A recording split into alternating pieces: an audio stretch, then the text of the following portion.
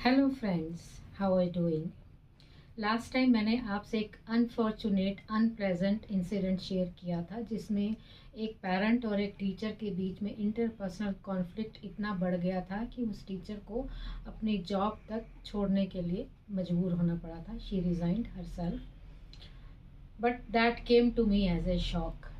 तो आप इस वीडियो को देख सकते हैं, the audience of teaching fraternity, to know more about the issue. आज आपके साथ में एक ऐसा ही अनफॉर्चुनेट इंसिडेंट शेयर करने जा रही हूँ जो इससे थोड़ा सा डिफरेंट है। ये तब की बात है जब मैंने एक सीनियर सेकेंडरी स्कूल को ज्वाइन किया था as principal, and perhaps it was my 15th day of joining in that school when this unfortunate incident happened. I was working in my office one day when the receptionist came to me कि कोई parent आपसे मिलना चाहते हैं, and he seems to be quite agitated, annoyed and upset।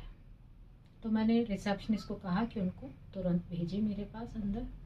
तो वो आए, बैठे और उन्होंने मुझे एक ही बात कही कि वो एक टीचर का नाम लिया कि जो कि उनके बच्चे की क्लास टीचर हैं, मुझे उनके अगेंस्ट एक्शन लेना चाहिए क्योंकि उन्होंने उनके बच्चे को बैडली हिट किया है। तो मैंने टीचर का नाम और बच्चे की क्लास पूछी तो I was surprise to know when he told me that the child was studying in UKG. तो जो टीचर की मेरी जो अंडरस्टैंडिंग और रीडिंग थी इन 15 डेज में उस टीचर के बारे में, सीनियर तो वो ही थी ही, मैं उनको काफ़ी सीजनड और एक्सपीरियंस भी मैं कंसिडर कर रही थी। और फिर बच्चा यूकेजी में था तो it came to me as a shock कि इतनी सीनियर सीजनड और एक्सपीरियंस टीचर इतने छोटे बच्चे को कैसे मार सकती हैं, वो भी badly as claimed by the parent. Anyhow I call the teacher to my office, understanding the seriousness of the situation, and I asked her about the same thing. She categorically denied। उन्होंने मना कर दिया कि उन्होंने बच्चे को नहीं मारा। अब since she was very senior, seasoned and experienced teacher of the school, तो I had reasons to believe her words।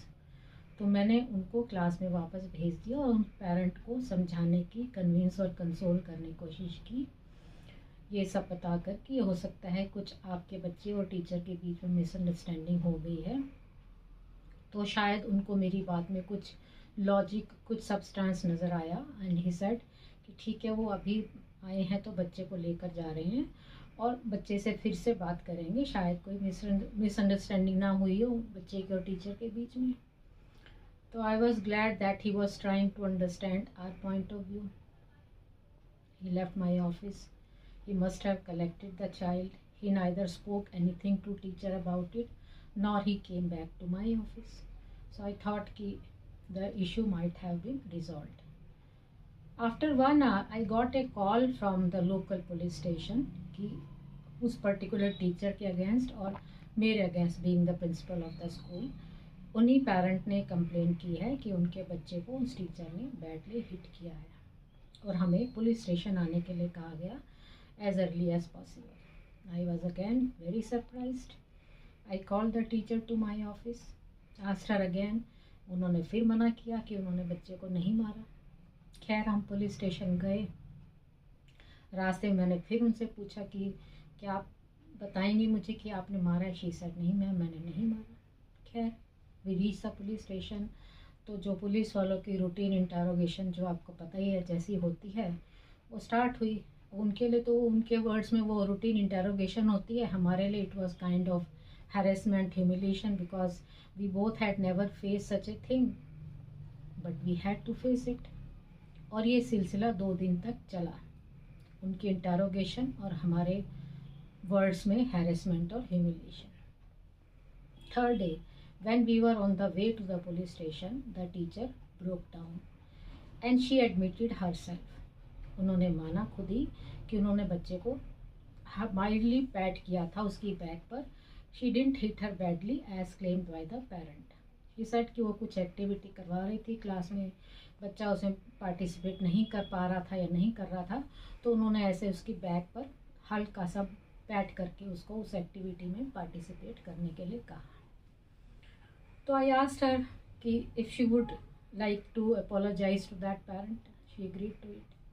तो we came back to the school I spoke to the management. We decided to call that parent. उनको school में मेरे office में बुलाया गया और हम सब की प्रेजेंस में that teacher apologise to him. तो वो शांत हो गए। फिर हमने उनसे रिक्वेस्ट की कि क्या वो पुलिस केस विड्रॉ करेंगे। सो ही एग्रीड टू इट। तो bye completing all the routine formalities of the police officers, the case was finally withdrawn and the situation was diffused after 3 days of harassment and humiliation of both of us, the teacher and the principal.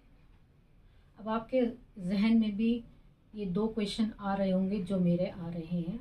Number 1 कि उस teacher और उस parent के बीच में ऐसा क्या हुआ कि उस पेरेंट को उस टीचर के अगेंस्ट पुलिस कंप्लेन करने के लिए कंपेल होना पड़ा, जबकि वो टीचर उनके बच्चे को 3 इयर्स से कंसेक्टिवली पढ़ा रही थी। क्योंकि स्टैंडर्ड प्रैक्टिस होती है नॉर्मली सारे स्कूल्स में कि वो हम किंडरगार्टन में टीचर सेम रखते हैं यूकेजी तक, ताकि बच्चा एक ही टीचर के साथ कंफर्टेबल रहे, एडजस्ट कर पाए। तो ऐसा क्या हुआ उस पेरेंट और उस टीचर के बीच में कि उनको उनके अगेंस्ट कंप्लेंट करनी पड़ी, वो भी पुलिस कंप्लेंट।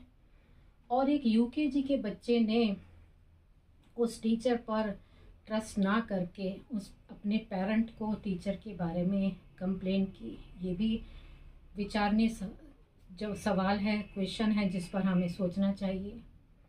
नंबर 2, उस टीचर ने 3 डेज़ क्यों लिए अपनी मिस्टेक को एडमिट करने के लिए?